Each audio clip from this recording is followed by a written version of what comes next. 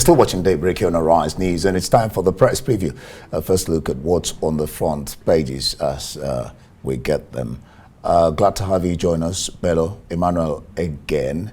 What you have on the front page of the Vanguard, we start with our sister publications. Of course, that seems to have been overtaken by events now, because we just played a video saying that Osinbajo, the vice president, has declared.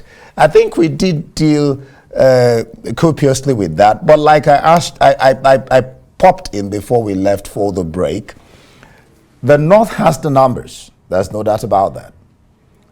Who will the president throw in his towel?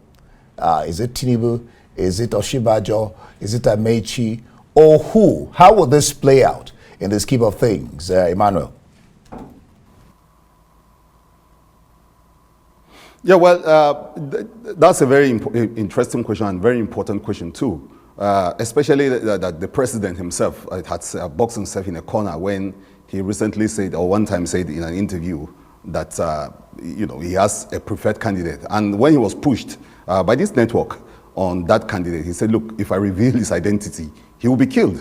I mean, it was as heavy as that and as daunting as that for the president to keep his preferred candidate to his chest and not to even reveal his identity because he feared for the life of that guy. And that left a lot of people speculating about that. But speaking about the president's candidate, you will agree with me that not, of course, the power of incumbency is very important, but Nigerians might be looking for someone that will solve problems for them.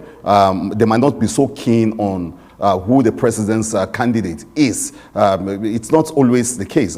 We spoke about a changing electorate, and it doesn't get better than this, that right now the electorate, the Nigerian population really care about the candidate, what you are telling us, how you are going to solve the problem, how you are reaching out to us, just like Osinbajo just did in this speech, talking to us directly, not a funfair, not a jamboree, not just empty talks, but you see specific talks, from the heart, passionate appeal. Those are the kind of things that Nigerians will be looking out for in choosing the next president. And of course, those numbers that you spoke about are very important. It's because of those numbers that PDP, for instance, has been saying, look, if you don't zone a part to the north, you have no pathway to the villa because of the numbers. Everyone should be worried about the numbers because it's a game of numbers. It's not just even sometimes about competence, about what you can do, but the kind of signage you're able to build around the country and the support base that you have across the country. So without that, you can just be one of the most competent president that is never elected. Emmanuel Bello, the Nation's newspaper is reporting that Nigeria's COVID-19 cases are rising by 45%. But what I want you to weigh in on is the opposition party, PDP. The crisis over zoning in the party is still heating up. Southern PDP aspirants clash with Southeast governors. Some riders, it says, I'm or be angry with Ikpeazu Ugwuanyi over Wike. What are your thoughts on this zoning crisis in the PDP party? And what do you think their reaction will be to Vice President's declaration this morning?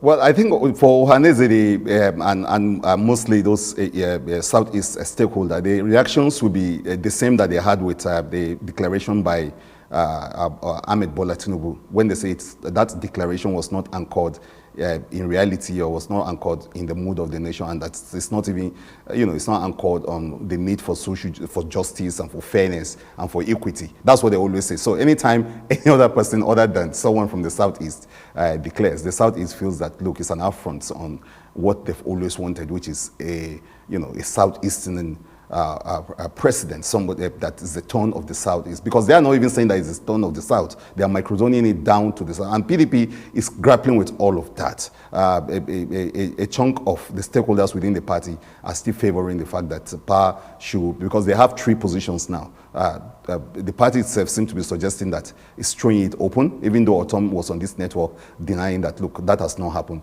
and that the neck of the party will decide where it's going to zone the presidency to. But there are those who are favoring that it's going to be the North, the Tambuwal Saraki, former vice president. They're all saying, look, if you look at the numbers, if you look at the reality of ground, if you even look at the history of the party itself, you have to zone it to the North. But some are saying that, look, it's not keeping with first the mood of the country, that the Northerner has been there for the last 8 years, and so it should shift to the South. That's one. Two, they are saying that the constitution of the party itself does not, uphold the sort of thing that the Tambuwal group, Saraki group are saying, that it should go to the North, that the constitution of the party favors that zoning should be, agreed on. So as it is now, you have various fronts in the party, and it's really, like you noted, threatening to tear the party apart. But I think finally, politicians have a way of looking around this issue to see how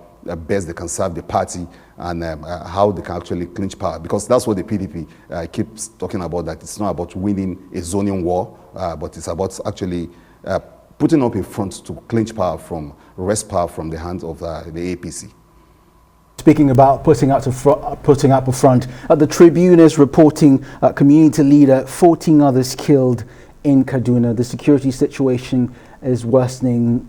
I don't think it's getting better. And now the vice president is saying he wants to run for president. Like Nkechi said earlier, he's a part of this government. What is he going to do different if he somehow clinches the top job?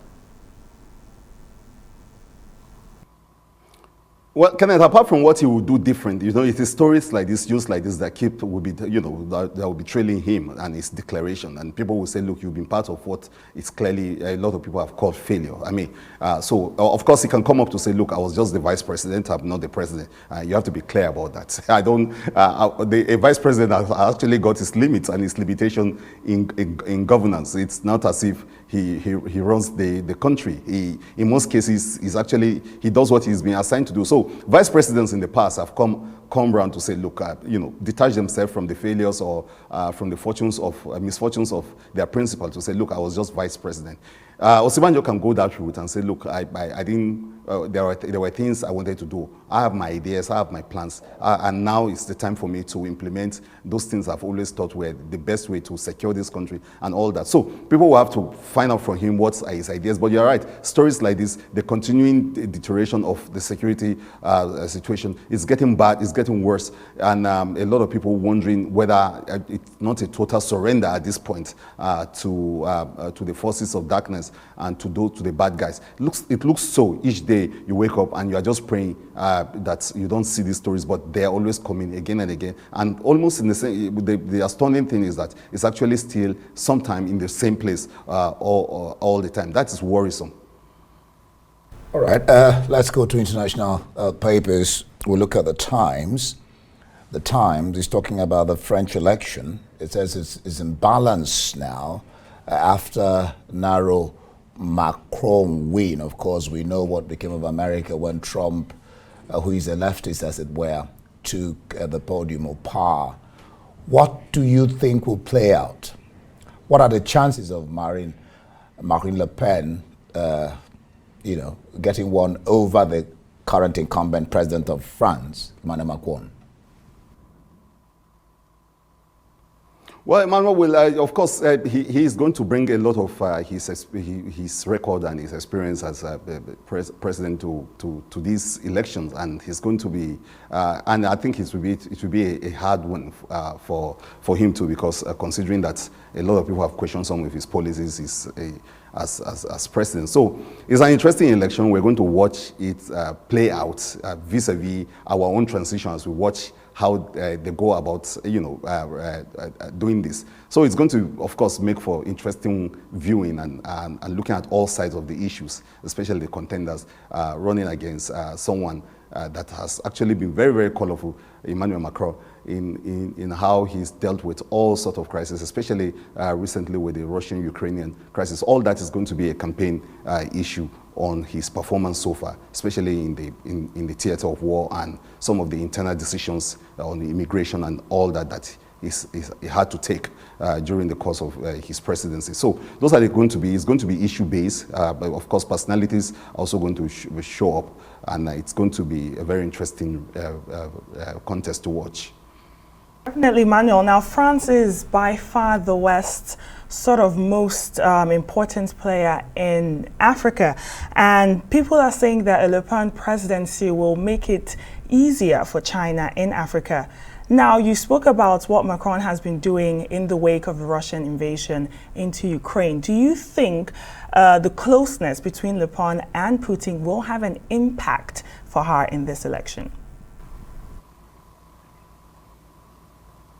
Yeah, serious. Of course, those are going to be a serious deciders in this contest. I see a situation where a lot of people will criticize those relationships, and especially in the light of what is going on in the theater of war. And so anything to do with that is going to, of course, cause a lot of ruffle within those cycles. So the election itself are going to be based on some of those kind of issues, and this war and your relationship with it, what you've done, who you are with Putin, and all of that is going to play a significant role in the back and forth that these politicians are going to engage themselves in. At the end of the day, it will be about who can best serve the French people. And I think, like I say, it's going to be an interesting contest to watch. Meanwhile, in Mexico, Emmanuel, the president called for a vote, Emmanuel Lopez Obrador. It was a referendum to ask the people to decide whether he should continue in power or if he should go. Interesting times we're in, Emmanuel, wouldn't you say? Exactly. I mean, very interesting, and it's an example you don't see elsewhere in the developing world, where someone is calling for a referendum whether he should continue in government or not. So we'll watch to see how that happens, but it's an interesting development, and like you say, Kenneth, we're living in interesting times to watch and see how this referendum will he now go. Is this referendum going to be free and fair? Is it going to be open? Is it going to be clear? Is it going to be transparent? Those are the issues that I think international watchers of this international development will be looking at, and to see whether the reaction of the president himself, should this referendum go a different way altogether. So it's an interesting thing to watch and see how it pans out. Well, the point is, the talk there is that they need 40% of the voters to turn out. And the analysis is that that is not likely. And so that's a waste of, I think, is it $8 billion or $80 million that will be used for that runoff. I mean, what do you make of all that? It looks like it's an effort in futility. Yeah, I mean, if those statistics suggest that a lot, and also suggest that there wasn't serious, there wasn't some sincerity or honesty of purpose in it all at all, from all indication. So if the statistics as you reel them out are not there, I mean, we are not going to have 40% of those turnouts. Look at the waste of the money that is also wasted in such a referendum, and that's why I think it's interesting. And but from all indication, both at the level of how it's going to be done and at the level of even the honesty in purpose, you see that this is actually dead on arrival. We'll just watch to see how it plays out. Thank you so much, Emmanuel Bello, for staying with us on Daybreak here and the press preview.